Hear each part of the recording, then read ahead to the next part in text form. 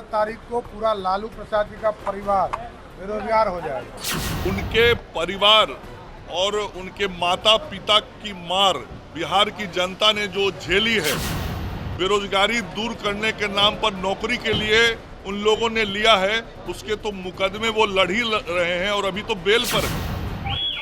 और तेजस्वी भ्रामक बलगलाना लोग को चाहते जनता के। तेजस्वी यादव आजकल हर बात पे माई और बाप बहुत बोलते हैं। अब भाजपा को और महंगाई को माई बाप बोल रहे हैं। नमस्कार, आप देख रहे हैं लाइव सीरीज। मैं हूं आपके साथ रोहित। आपको बता दें कि बिहार के 19 लोकसभा सीटों पर 4 चरणों में जो मतदान की प्रक्रिया थी वो समाप्त हो गई। और ऐसे में देखिए, तेजस्वी यादव लगातार ये बातें कर रहे हैं कि जो 2014 में आए थे वो 2024 में जाएंगे। अब देखिए, तेजस्वी यादव के इस बयान को लेकर एनडीए के नेता खूब भड़क गए। तेजस्वी यादव पर आग बबूला हो गए।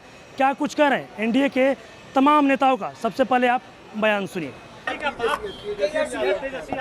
कह रहे हैं, 4 तारीख को पूरा लालू प्रसाद जी का परिवार बेरोजगार हो जाएगा। तो चिंता होना ही चाहिए ना, एकदम चिंता करनी चाहिए। 4 जून को लालू प्रसाद जी का पूरा परिवार बेरोजगार हो जाएगा।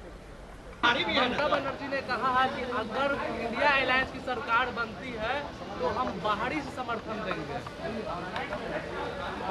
ममता दीदी को बहुत अच्छी तरीके से पता लग गया है कि इंडिया अलायंस की सरकार नहीं बनने वाली है, इसीलिए अब वो समर्थन देने की बात कर रही हैं। जब चुनाव शुरू हुआ और इंडी गठबंधन बना, उस समय तो ममता दीदी ये कहती थी कि हम सब साथ साथ हैं। तो बंगाल के चुनाव में अलग अलग क्यों हो गई ममता दीदी, जनता को जवाब दे। और बंगाल में लड़ाई और दिल्ली में मलाई, ये कैसे चल सकता है? बंगाल की जनता इतना नासमझ थोड़ी ही है।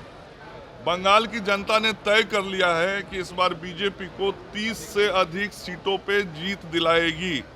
और ममता दीदी बहुत अच्छी तरीके से जान गई हैं कि उनकी हार सुनिश्चित है और इंडी अलायंस की भी हार सुनिश्चित है। तो अब भविष्य में तालमेल की कोई संभावना बनी रहे, इसलिए ऐसे बयान दे रही हैं।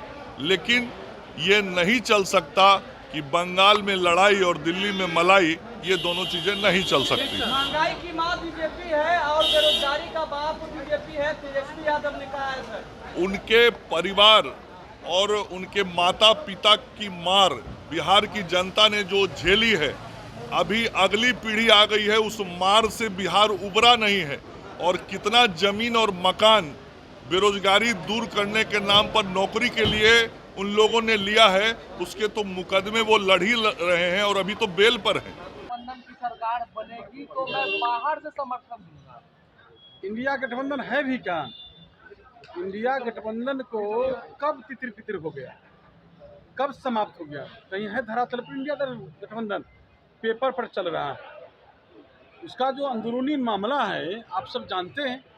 वो तो चुनाव लड़ने से पहले ही चुनाव हार चुका है। जिसके गठबंधन में इतना अंदरूनी मामला चल रहा है, तो वाला चुनाव क्या लड़ेगा? तो पहले देख रहे हैं ना कि बिहार में जितना चुनाव हुआ है, महागठबंधन के जो लोग लड़े हैं उनके क्या हाल हुआ है, तो सब लोग आप लोग जानते ही। इस पर कोई तेजस्वी यादव ने ये कहा, देखिए सर, 2014 में जो आए हैं वो तेजस्वी की बात, उन्हीं के कहने पर एनडीए को हटा रहा है। मेरा उनका मौलिक समर्थन है। अरे तेजस्वी भ्रामक बलगलाना लोग को चाहते जनता के। जनता समझदार है, जनता जान चुकी है।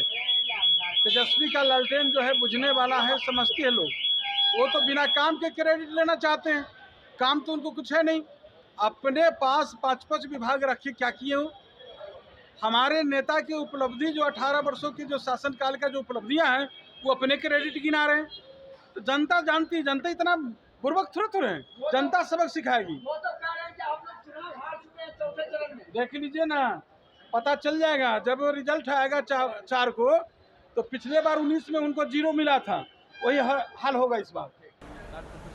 आप फिर से पूछिए सवाल। आलमगीर आलम को ईडी ने सब गिरफ्तारी की है।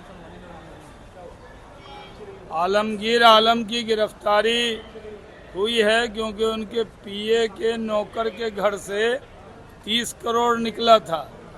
जब नौकर इतना अमीर है तो मालिक का हाल क्या होगा। तो पूरे तथ्य के साथ गिरफ्तारी हुई है, लेकिन गिरफ्तारी हुई है झारखंड में और बिहार के कुछ नेता बड़ा डर रहे हैं। ये क्या बात है? जो भ्रष्टाचार करेगा वो बख्शा नहीं जाएगा। ममता बनर्जी ने कहा है कि अगर इंडी गठबंधन की सरकार बनेगी तो मैं बाहर से समर्थन करूंगा। देखिए, एक बात तय है, जिस तरह सूरज का उगना तय है, नरेंद्र मोदी का प्रधानमंत्री बनना तय है, इसमें कोई शक की गुंजाइश नहीं है। नरेंद्र मोदी प्रधानमंत्री बनेंगे, अब की बार 400 के पार जाएंगे। हर चुनाव में कुछ लोग ऐसे संस्थान हैं जो हवा बनाते हैं, ये फेज़ अच्छा नहीं रहा, वो फेज़ अच्छा नहीं रहा। अभी तक हम लोग पूर्ण बहुमत प्राप्त कर चुके हैं 4 फेज़ में, अब तो उस पर ऊपर सीटें आ रही हैं। नरेंद्र मोदी अगले प्रधानमंत्री बन गए हैं, कोई शक की गुंजाइश नहीं है। 4 फेज़ में ही बहुमत मिल गया, अब तो जो 3 फेज़ है उसमें 400 के पार जाएंगे।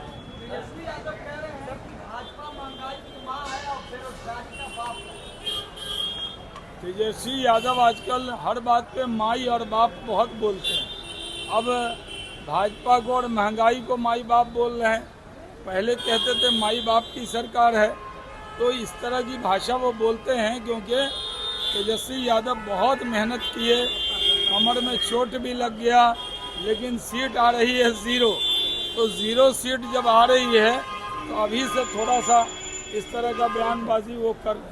राहुल गांधी ने कहा है कि भाजपा है वो संविधान को खत्म नष्ट करना चाहते और आचरण को खत्म।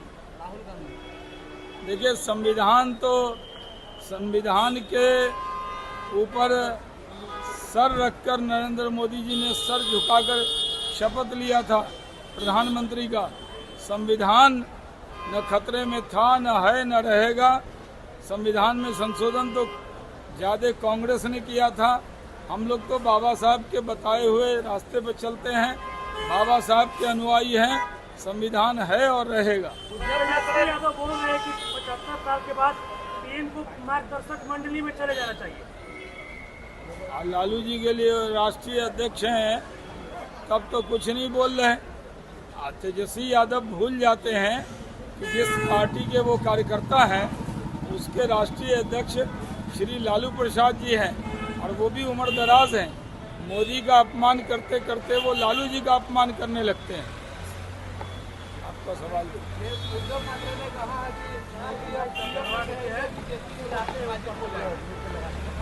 उद्धव ठाकरे के पास न शिवसेना बची, न तीर कमान बचा, न एक सांसद जीतने वाला है। अब वो भविष्यवाणी मोदी जी पे कर रहे हैं। महाराष्ट्र में 0 पे आउट हो जाएगी उद्धव ठाकरे की पार्टी। तो अभी आपने देखा जो एनडीए के तमाम जो घटक दल के नेता हैं वो तेजस्वी यादव के बयान पर खूब भड़क गए तेजस्वी यादव पर, और बोल रहे हैं कि 4 जून को तेजस्वी का जो ललटेन है वो बुझ जाएगा। 4 जून को लालू परिवार बेरोजगार हो जाएगा। और भी क्या कुछ कहना था एनडीए के नेताओं का आपने इस वीडियो में देखा। बस इसी तरह की तमाम खबरों के साथ आप मेरे साथ जुड़े रहें। तब तक के लिए धन्यवाद।